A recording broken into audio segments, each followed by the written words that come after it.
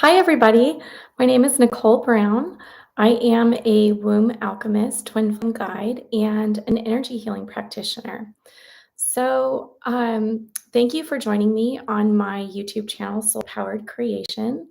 I'm so happy to be here with you. Um, I was called to come on today on Independence Day here in the Americas, July 4th, 2024, and share an important message about spirituality and freedom and how they go hand in hand. And what does it mean to be spiritual? What is spirituality? And um, and how when we embrace our spirituality, we're also creating freedom for ourselves. So Independence Day is a day that celebrates freedom from enslavement. It celebrates independence. And in owning our spirituality, we're really giving ourselves a chance to be authentic and independent, and to step out of karmic cycles and looping and patterns and behaviors that we are no longer serving our highest and best good. So there's an important, um, how can I say this?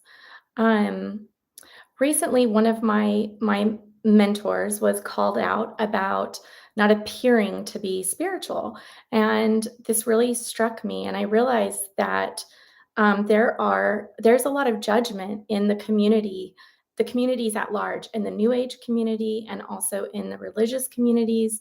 There's a lot of judgment around what it means to be spiritual and what that looks like. And so I feel like this is important to discuss this. Of course, this is my own heart wisdom that I'm sharing with you.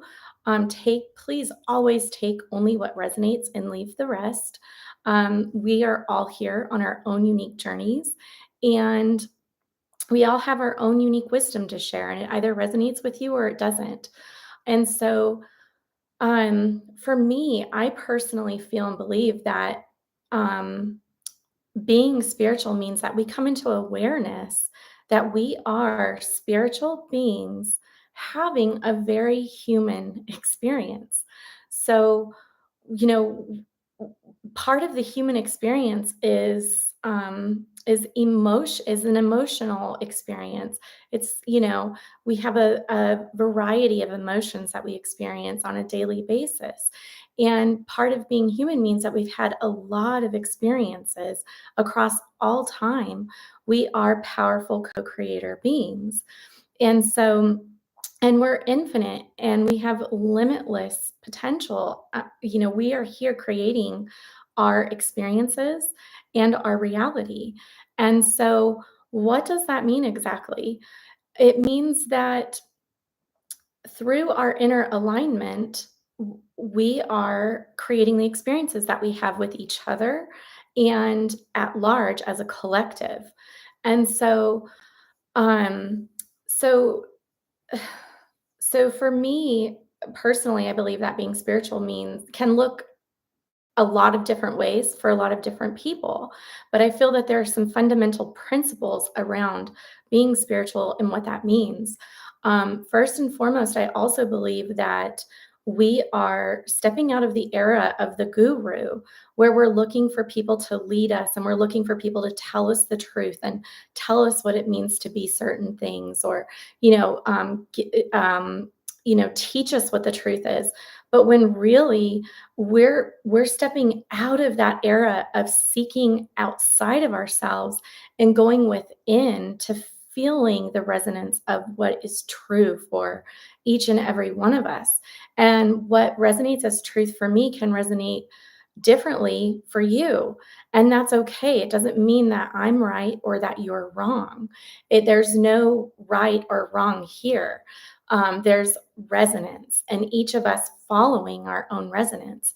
And so I'm always leery of gurus that are out there, like saying that they have the truth and they're pushing their truth on people, because um, I feel that we're in this time where we're each being led to discover our own truth from within. And so for me, I feel that it is important to lead people to their own truth, which can be different than my truth. It's just how it is. We're this beautiful tapestry. Each one of us is this incredible puzzle piece that fits together and completes the whole. And each piece is important and each piece is unique. It's not going to look the same as everybody else's. It's not supposed to, because you are here with your own special gifts and your own unique talents and your own wisdom to share. And so for me, being spiritual began with the realization that I am a spiritual being having a very human experience, and that I'm also creator of my experiences through my inner alignment. And so to expand on that, what that means is that when um, I have these experiences or experience conflict in my life, it's because that conflict is mirroring to me where I am out of alignment with the truth of my being, which is love, or where I need to give myself more love. And so we have a tendency to judge ourselves for being human sometimes, and we have a tendency, at least I do, have a tendency to place very high standards on myself, and as far as how I conduct myself and how I interact with people. And I think it's important to always come from a place of high integrity. um, However, there are moments when I have very human experiences and my emotions get the best of me. And so, recently, I found myself experiencing conflict with a very close beloved family member. And I lost my composure and lost my shit. And I was like, oh my God, I can't believe that this is happening right now. But it triggered within me deep wounds of not being heard and of when my boundaries felt like my boundaries had been crossed, and where the boundaries of my loved ones had been crossed by unwarranted advice or by um, words that didn't need to be spoken. And so I was really surprised with the triggering that happened within me, and my reaction instead of my response. And then I had to sit in like shame, like feeling shameful over my reaction and embarrassed. And then I was processing through so much judgment. And and then I had to come back to compassion and realize that, listen, I am just a spiritual being having a very human experience here. And so are we all. And so I can't expect myself to be perfect and handle every situation perfectly all the time. I'm going to have moments where I lose my composure. I'm going to have moments where I'm having a very human experience. But part of being spiritual is also being accountable and recognizing these moments when they happen and stepping out of the victim victimizer and stepping out of the blame. He said, she said, he did, she did, and recognizing that this experience that I just co-created with this other person has triggered something within me that needs to be seen and witnessed and held in compassion and let go of. And so I had to allow myself to step back, regain my composure, and process what had just happened. And I realized that how much judgment I was holding on myself for losing my composure, and what that means to be spiritual, and how can I call myself a spiritual person when I can't even hold it together in moments of triggering. And while of course this doesn't happen for me all the time, it happened. And so I realized that, we have a tendency to hold so much judgment on ourselves for having very human emotions and very human experiences, and we're co-creating this together. So had my very close beloved family member not triggered me, I wouldn't have been able to see where I was still holding this wounding within me, this anger that needed to be released, that needed to be healthily expressed and processed. So through this experience, I was able to step back and process this energy and allow it to leave my system and allow it to leave be let go of, clear from my body. And so it's important, however, that for me in being spiritual, or, you know, um, owning my spirituality, it's important to recognize in these moments of triggering that they are opportunities of growth. They are opportunities for us to heal, to grow, to see where it is within us that we are still wounded, where we still need to be loved and to be witnessed and held in compassion. So it's okay to have these moments of breakdown, because it's in these moments of breakdown that we're really breaking through. And and then after the processing occurs, then you can step forward and be accountable for the situation and rectify the situation and bring in forgiveness and healing for all. Because through our experiences, when we experience conflict in our life and we see that it's opening a wound or shining light on a wound, then when we heal that wound, we're changing the dynamic and the relationships that we have with people, the interactions, the quality of the interaction changes. And now we're not interacting with people from places of woundedness. We're interacting with people from places of wholeness, inner wholeness. And through that place of inner wholeness, we're setting that other person free, because now we don't have to co-create this conflict with each other to heal. So one of the best quotes is always, where the oh, I think it's a Rummy quote, "Where the wound is, the light enters." And so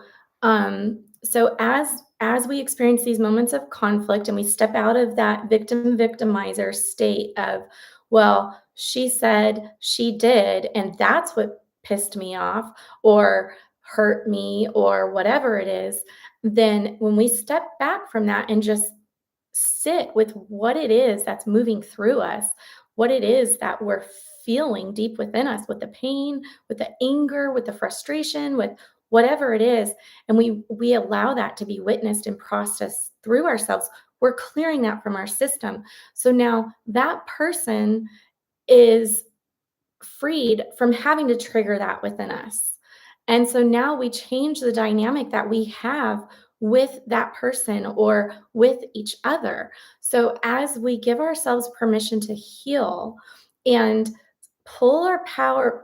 reclaim our power, uh, um, through stepping out of the victim victimizer role, then we are really opening ourselves up to expansion, to expanded consciousness, and to unity consciousness.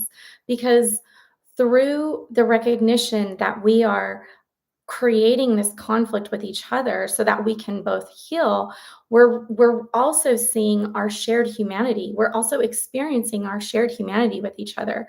And we're coming into recognition of the oneness, the interconnection of us all. And so as I heal, you heal. And as you heal, I heal. We're all in this together. And so that is the other part of spirituality that is important to me, is coming into that recognition, that divine recognition of the oneness of all that we are, and stepping out of that ego. So ego and spiritual ego, it likes to divide. Ego is identity, ego is connected to personality, where soul is oneness. Soul is in that recognition that we are all one. We are one with the divine God. We are one with our planet. We are one with the cosmos. We are source embodied. Our bodies are deeply connected to the planet, to the cosmos, and to each other. We are more than just this flesh and bones. We are energetic beings, spiritual beings, and we are all interconnected. And so coming into that recognition of oneness and stepping back and being accountable for our own healing journeys, also helps to liberate the whole and helps to set the whole free, because we are pulling our power back, reclaiming our power, and setting ourselves free from the ancient stories of victim victimizer um and the he said, she said, and really take being accountable for the experiences that we co-create with each other, and for the um, quality of interactions that we have with each other.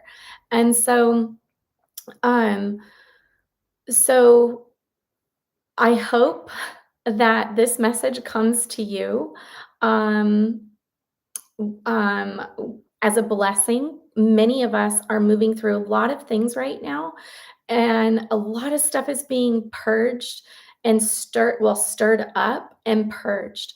And so when we have these experiences of conflict, when we have these experiences um, where we are experiencing challenges with others or conflict with others, we're really being given an opportunity to go within, to hold ourselves in compassion, to allow ourselves to heal, because you are love.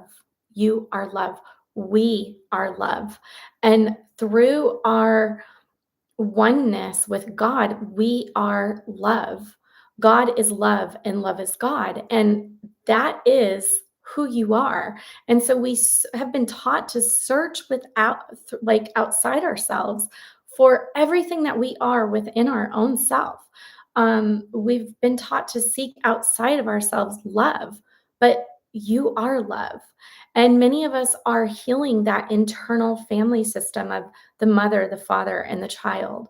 So it's that return to innocence and purity of the divine child. Like, it's that return to innocence and purity of the child that experiences their reality in utter safety and wisdom and wonder, or in wonder, um, that believes that anything is possible. We're returning back to that beautiful, innocent nature within our own selves, where we experience ourself and others in innocence and in purity, but also with the wisdom of our soul.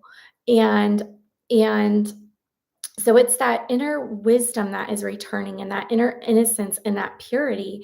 And through restoring this inner innocence and this inner purity, we're also healing that internal family system of the mother and the father and the child.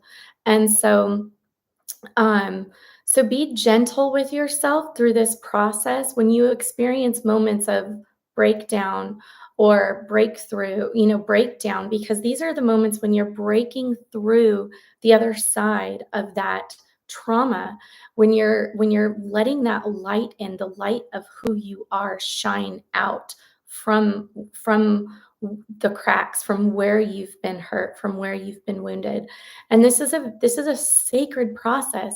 It's a sacred process to go through to have this conflict with our loved ones, because we're healing together. And it's moments of they're moments. These are opportunities of deep healing when we experience this conflict.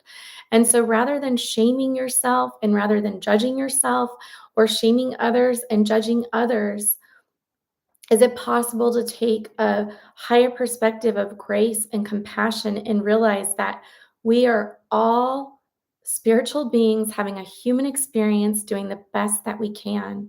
And we're healing our egos.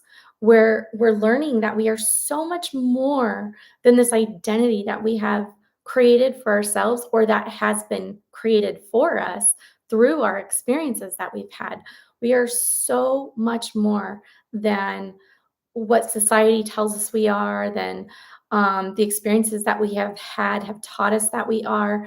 We are so much more than our ego, and our ego loves to separate, and our ego loves to divide. And our soul is beckoning us. Our soul is calling us home to the remembrance of ourselves and our infinite nature and purity and in love and in innocence, because that is who our soul is. And so our soul is one. Our soul is in recognition that we are one, that we are one with the divine, with God. We are one with all. We are one with everything.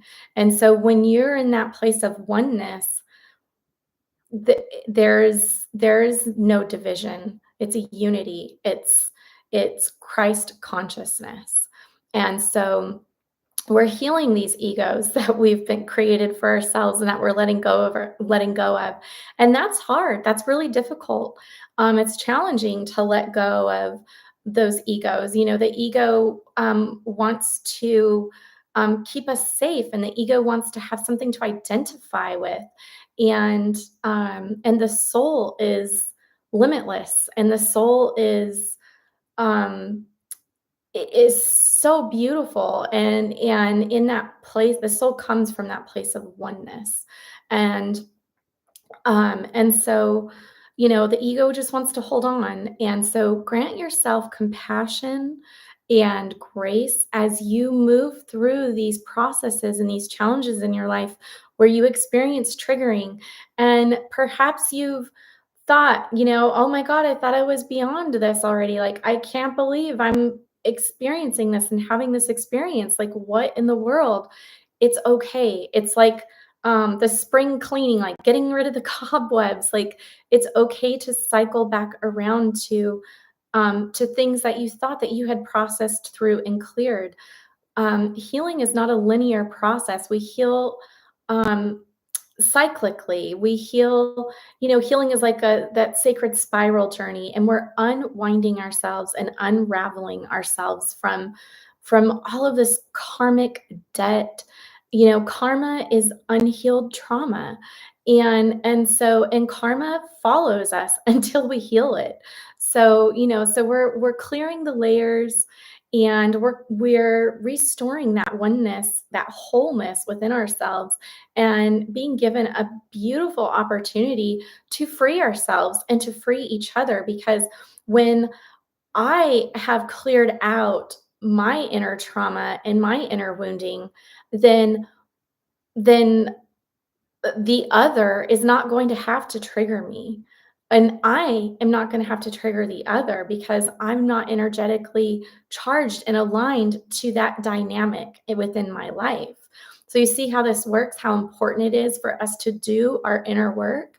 And for me, that is the most important thing about being spiritual, is not putting the pressure on somebody that they have to look or be a certain way, but that we are owning our authenticity, we are speaking our truth, we are accountable for our actions, we are in ownership and recognition of our responsibility to do our inner work. And that means stepping out of the victim victimizer and getting connected with what it is that needs to be healed and let go of. And so a lot of us want to hold others to these, we have these ideas created for ourselves of what it means to be spiritual and what it means to be, a leader. And listen, no one is above anyone here. No one is greater or less than. We are all one. And I'm seeing like the image of a circle right now, because in that circle, there is no head, there is no greater than, there is no less than, there is only equality, and there's no guru. So when you're looking to others, and placing these expectations on them of what it means to be spiritual, and their role to teach you the truth, are you really standing in your power? Are you really coming from a place of your own inner truth? We discover our inner truth from within. If there was never ever anything ever written about God, um, who God is, what God is, would you still know God? That's an important question to ask yourself. Like, how do you know what God is? How do you know who God is? And where can you find those answers? I believe that those answers come from deep within your heart. Because if there was never anything ever written about God, we could go within our heart and discover presence and discover love and discover peace and discover freedom, all right from within our heart space. And we discover that interconnection that we are with each other and with God. And so this illusion of separation is being healed right now. This illusion of being separate from each other is being healed. And and so when we catch ourselves holding ourselves in judgment, it's really important to ask ourselves, where was I taught to hold this judgment? Where did this judgment come from? When we're holding others in judgment, it's also usually um, an indication of something within us that needs to be recognized, seen, witnessed, and let go of. And I do believe it's important to hold people accountable. Accountability is important. We're going to mess up. We're going to goof up. We're going to have these experiences where we just we react instead of respond, and that's okay as long as awareness and accountability follows that. Holding each other to that accountability is important. Um, and I feel like that is you know part of holding a high level of integrity. And on this journey, I feel also that we are all leading each other home. Like, we are all walking each other home, and we're all doing it the best that we can. And we're all, as we're walking each other home, we're finding the courage to release the beliefs and uh, everything that we have been taught and picked up along the way that's not serving our highest and best good anymore. And that takes a lot of courage to step out and away from everything that you've always only ever known. And that includes letting go of your ego. That includes changing these behaviors and patterns that have been ingrained within you. It's a lot of work, but we are all here collectively doing this together and guiding each other home. And through tuning into the wisdom within our heart, we can see clearly from the heart, and we can feel clearly from the heart and tune into that resonance. Does this resonate with me? Yes or no? So we're not looking for the truth outside of ourselves. We are feeling and sensing the truth from within our heart. Does this feel true to me? Does it feel true to me that we are all here as one, healing and leading each other home? Yes, it feels as truth to me. And so I encourage you to be gentle with yourselves as we go through this deep, intensive clearing and purging that we are experiencing right now. And remember that when you are triggered, when you are experiencing moments of intense emotional uprising within you, it's because something within you is calling out to be healed. Your shadow, your ego, your wounded ego, your inner child. There's something within you that is asking to be loved, that is asking to be seen, that is asking to be witnessed. And that comes with a place of vulnerability. It's not easy to be vulnerable and share with another person how it is that we're feeling or how they made us feel, and come from a place of integrity and accountability in that sharing. And so, so you are worthy of sharing your vulnerability. You're worthy of being vulnerable, and you are worthy of being loved and accepted exactly as you are. We are all spiritual beings. All of us are spiritual beings having very human experiences. And we are all here guiding and leading each other home and doing the best that we can through this process. So I'm sending you so much love on this beautiful Independence Day. Through healing, we are liberating ourselves. We are setting each other free. We are here freedom is here now. There's a lot happening within our outer realities right now that are making us feel like things are just in a hopeless state. But this is a great dismantling that is happening so that we can rebuild again and co create what is in service to the highest and best good of all of us. Many of us all have the same desires for each other. Maybe we have different ideas on how to get there and how to arrive at this place of unity. And that's okay because our journeys don't all have to look alike, but we at the core of it all, I I feel that we all have the same desires and the same heartfelt wishes for everyone to be happy, to experience peace, to be loved and feel loved, and to live a fulfilling life. And and so be gentle as, different things are falling away. Know that there is a purpose and a reason for everything that is happening right now. It's like a great purging within our own selves and within our exterior worlds. But that's just so that we can recreate what is in the highest and best good of all, and so that we can heal and really come into that embodied state of divine unconditional love for ourselves and for each other.